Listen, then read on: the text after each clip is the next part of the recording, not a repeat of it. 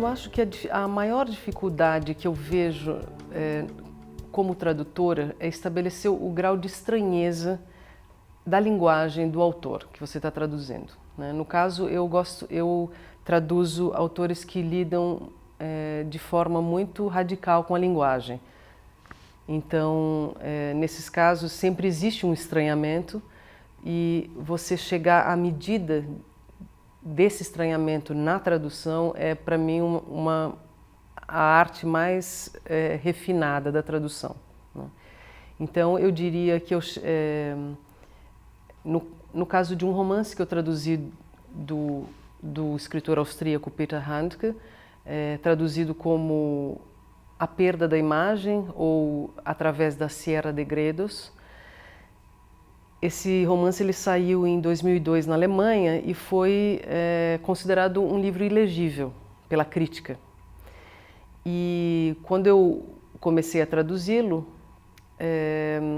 eu levei bastante tempo para testar, experimentar com códigos possíveis para reproduzir isso que seria um grau de estranhamento que causaria essa reação na crítica alemã, mas ao mesmo tempo não é uma poesia, não é um texto de vanguarda explícito, extremamente deformador da linguagem cotidiana, né? Então é algo de fato muito sutil.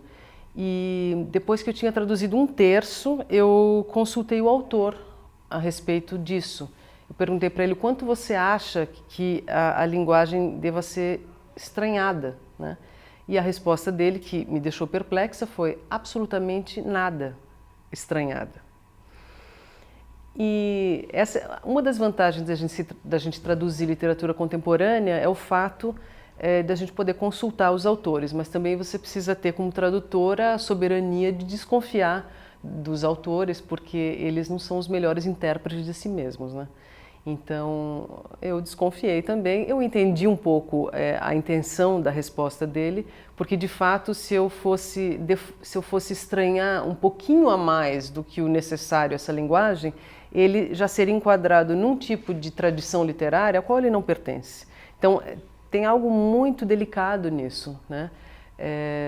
E sobretudo isso também, quer dizer, o quanto você caracteriza uma poética na tradução,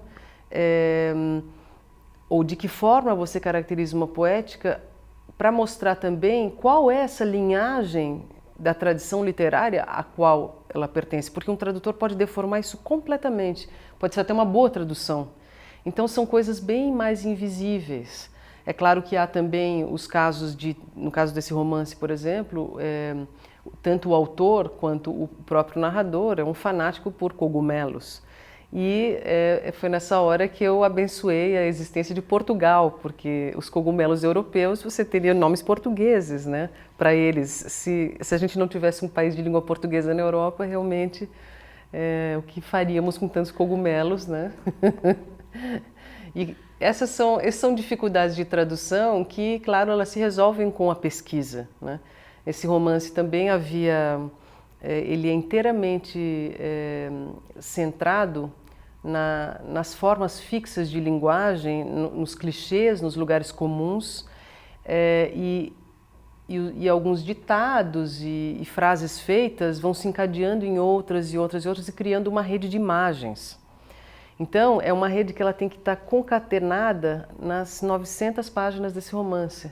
Então, se de repente você criou uma concatenação e chegou uma frase feita mais para o fim, e isso realmente aconteceu algumas vezes, você vai ter que rever tudo aquilo e perpassar, né, novamente. Para quem gosta da literatura como jogo e jogo de linguagem, é um prazer isso, né? Mas você precisa gostar de fato. No caso das traduções de literatura brasileira, né, na Alemanha, eu devo dizer que assim, há muitos tradutores altamente qualificados, entre os quais eu vou destacar Bertold Zilli, tradutor dos Sertões de Euclides da Cunha e atual retradutor de Grande Sertão Veredas, do Guimarães Rosa. Entre outras obras da literatura portuguesa, de língua espanhola e brasileira que ele também traduziu. O que eu acho incrível na atuação do Bertolt, primeiro ele atua como mediador cultural, então esses autores, Euclides da Cunha só foi traduzido para o alemão graças a ele, porque ele passou 10 anos batendo na porta de um dos principais editores alemães, o Siegfried Unseld, da editora Suhrkamp, para tentá-lo convencer de que era imprescindível publicar Euclides da Cunha. E depois de 10 anos ele conseguiu a resposta, e essa tradução, ela durante muito pouco tempo, ela foi absorvida pela literatura contemporânea alemã. Então você vê romances contemporâneos de língua alemã que se referem diretamente a Euclides da Cunha ou evidentemente mostram que os seus autores o leram, né?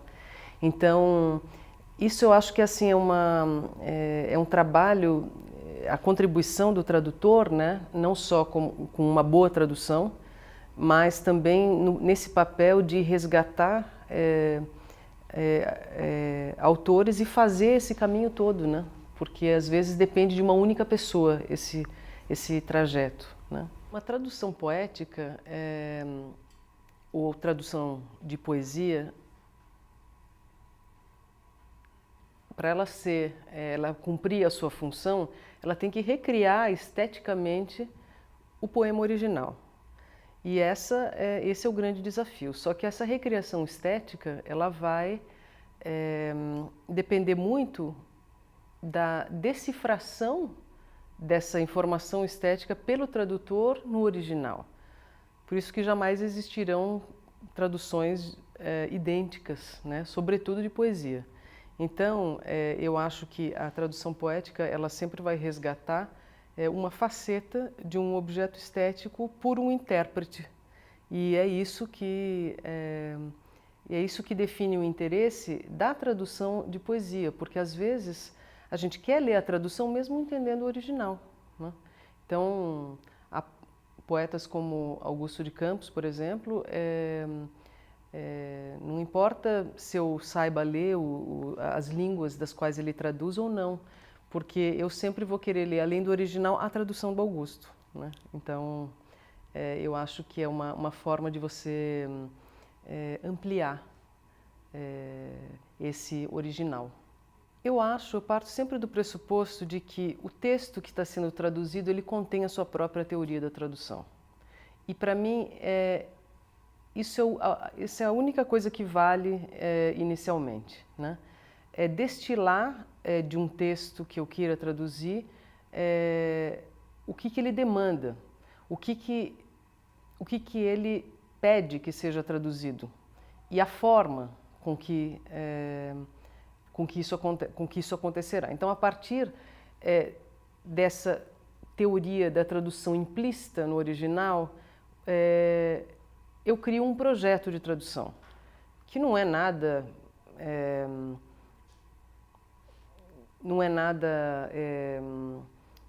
elaborado no sentido de um posicionamento teórico, mas é uma ideia de como traduzir, de como lidar com certos desafios que essa tradução impõe. Então, isso é importante você ter de antemão, né? E eu acho que o principal, depois, ele se desenvolve durante a escrita tradutória, né? Então, é assim que eu trabalho.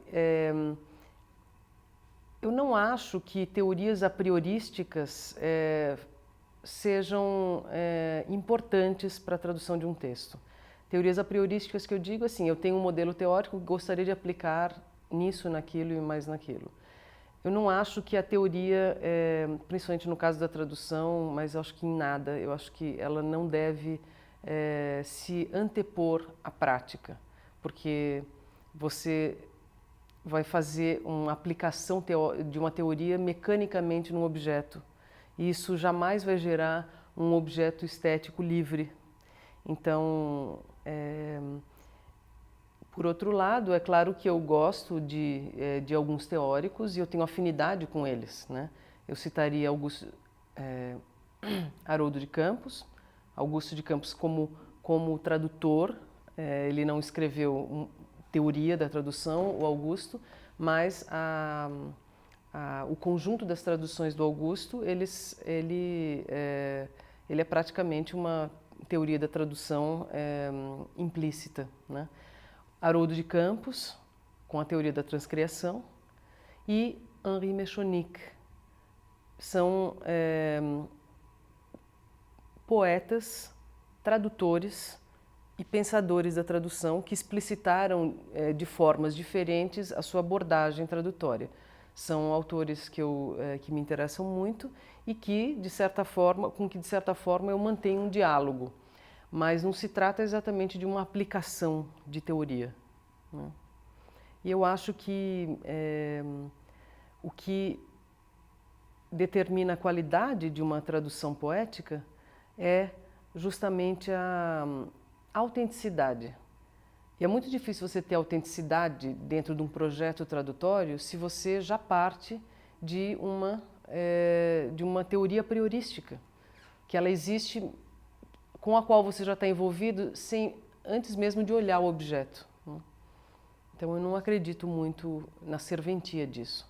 Eu acho que a teoria ela se torna importante para o tradutor poder refletir sobre o que ele está fazendo, para ele refletir sobre aquilo que para ele pode se passar até de uma forma inconsciente, né? Mas não como um pressuposto para a tradução.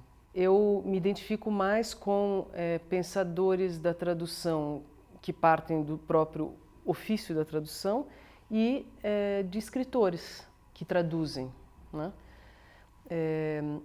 Há também os teóricos que pensam a tradução com base na filosofia da linguagem. Isso me interessa bem mais também do que são abordagens filosóficas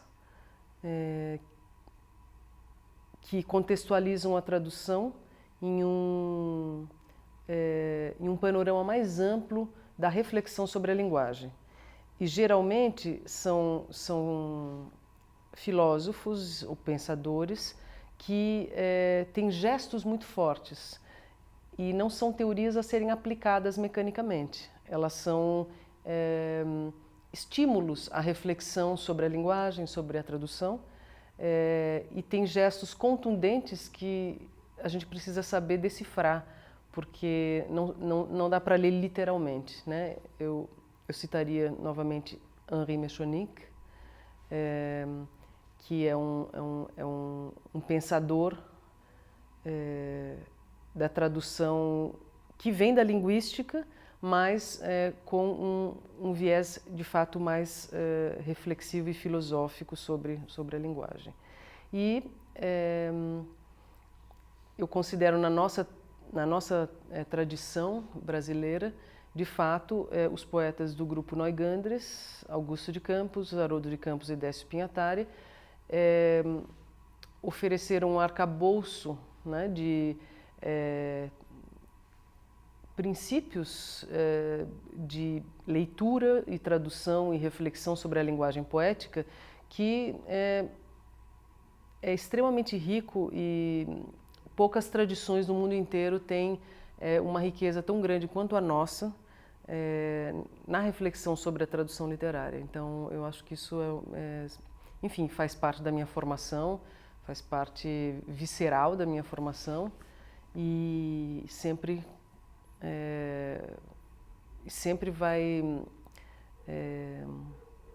vai estar presente em qualquer objeto estético que eu aprecie, né? Porque é de uma riqueza muito grande também a contribuição que cada um dos poetas do grupo Neugandres deu ao estudo da poesia, à divulgação da poesia de língua estrangeira no Brasil e as próprias traduções deles, né? Porque mais do que os textos escritos sobre a tradução, o grande legado que a gente tem desses poetas é a obra deles tradutória, né? E a obra poética também.